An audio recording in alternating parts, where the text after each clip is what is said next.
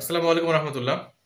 সম্মানিত নবীন শিক্ষানবিশ চিকিৎসক ভাইয়েরা, বোনেরা, আজকে একটি ক্যারিশমেটিক একটি মেডিসিনের কথা নিয়ে আলোচনা করব সংক্ষেপে কয়েক মিনিট, মানে লাইভ কেস আর কি। সম্মানিত ভাইয়েরা, যারা শিক্ষানবিশ, যারা কলেজে পড়াশোনা করছেন বা যারা নবীন চিকিৎসক, তাদের উদ্দেশ্যে আসলে এই কেসটা অনেক হেল্পফুল হবে। আমার সামনে বসে আছেন সেই সম্মানিত আমাদের মুরব্বী, যিনি আমাদের হোমিওপ্যাথিক মেডিসিন সেবনের মাধ্যমে একটি পজিটিভ রেজাল্ট দিয়েছেন। ওনার নাম হচ্ছে মোতালিব হোসেন, আমার খাতায় এন্ট্রি করা আছে। মোতালিব হোসেন, ওনার বয়স হচ্ছে 60 বছর, 68 বছর, 3 সন্তানের জনক। উনি বাংলাদেশের বটিয়াঘাটা উপজেলার সুরিখালী ইউনিয়নের বকুলতলা তার বাড়ি, একটা মাদ্রাসা শিক্ষক এবং এলাকার শ্রদ্ধেয় গুণীজন একজন ব্যক্তি। তো ওনার ছোটবেলা থেকেই জিভে ঘা হইতো, এবং যেটাকে আমরা জিভে ঘা বলি বা আমরা অ্যাপথাস আলসার বলি, যেটা এই প্রবলেমটাও হইতো, এবং এটা ওষুধ খাওয়ার মাধ্যমে কমে যেত এবং বাড়তো, তাই তো?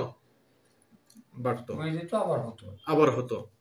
যে ভিকটিম, তার স্বীকারোক্তি আমরা পেলাম যে হ্যাঁ, তার এটা হতো এবং সেটা তিনি সাফার করতেন।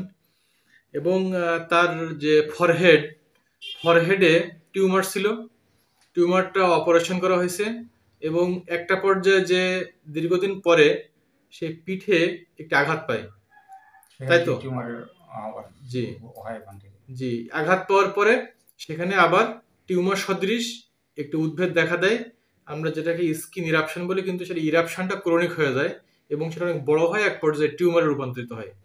তিনি এটা দীর্ঘদিন ট্রিটমেন্ট হয়েছিল, কমে গেছিল, আবার হয়, এভাবে করে করে সেটা রিকারেন্ট হচ্ছে।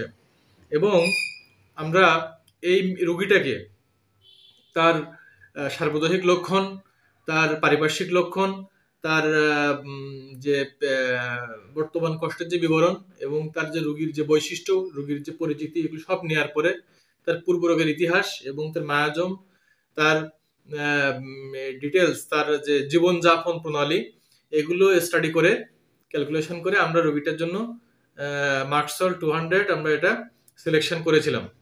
এবং রোগীর যে বড় ছেলে, ওনার নাম হচ্ছে আবদুল্লাহ।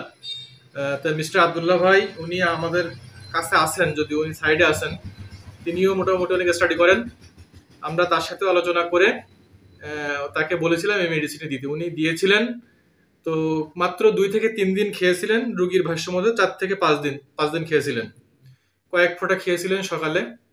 আপনারা জানেন এই মেডিসিনটি আসলে রাতে দেয়া নিষেধ, কারণ রাতে এই প্রকৃতির রোগের অ্যাগ্রাভেশন হয়। রাতটা রোগীদের ভালো লাগে না মোটে, তার কষ্টগুলো বৃদ্ধি হয়, রোগীর মনের যে কষ্টগুলো সেগুলো এক্সপ্রেশন করতে পারে না।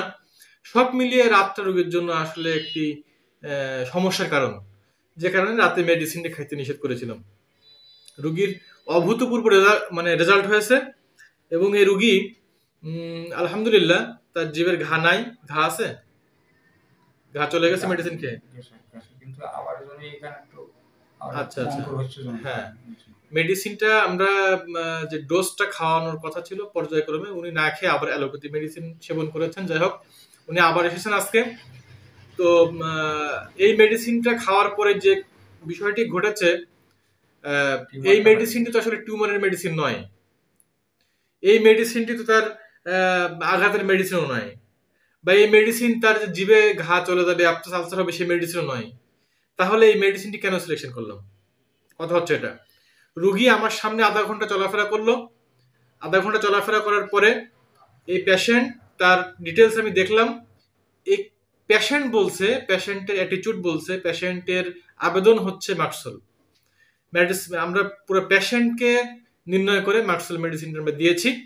আলহামদুলিল্লাহ, এই মেডিসিনের মাধ্যমে আল্লাহ তাআলা তাকে কবুল করেছেন এবং তার রোগের অন্তত 10 আনা কমে গিয়েছে, 12 আনা বলা যায়, কমে গিয়েছে আলহামদুলিল্লাহ। এই কেসটি আমাদের চ্যানেলে থাকবে, এবং এটি যতদিন থাকবে আপনারা যারা দেখবেন, আপনারা এই রোগীদেরকে এই বিষয়গুলো ফলো করবেন। রোগীর যে কষ্টগুলো রাত্রে বৃদ্ধি হয়, এই মার্কসল মেডিসিনটি আপনারা পড়াশোনা করবেন। আমরা জানি যে এই মেডিসিনটি একটি গুরুত্বপূর্ণ মেডিসিন, এবং সিফিলিটিক কন্ডিশনের যে মেডিসিনগুলো আছে তার মধ্যে মার্কসল একটি গুরুত্বপূর্ণ এবং সেকেন্ড পজিশনে এই মেডিসিনটি বসে আছে। আলহামদুলিল্লাহ। আপনি কি এখন আগের থেকে মানে খুশি তো নাকি আমাদের মেডিসিন খেয়ে? আচ্ছা, হোমিওপ্যাথিক মেডিসিন খাবেন এবং হোমিওপ্যাথিক মেডিসিন সেবন করবেন, পরিবারকে হোমিওপ্যাথিক মেডিসিন খাওয়ার জন্য বলবেন, ছাত্রছাত্রীদেরকে হোমিওপ্যাথিক ডাক্তারের কাছে পাঠাবেন যেখানে এসে থাকুক না কেন। ঠিক আছে? আচ্ছা, তাহলে আমরা এই যে রেকর্ডটি করলাম তার অনুমতি নিয়ে করেছি। সম্মানিত দর্শক মন্ডলী, আজকে এখানে শেষ করছি। দেখা হবে নেক্সট এপিসোডে। ধন্যবাদ সবাইকে।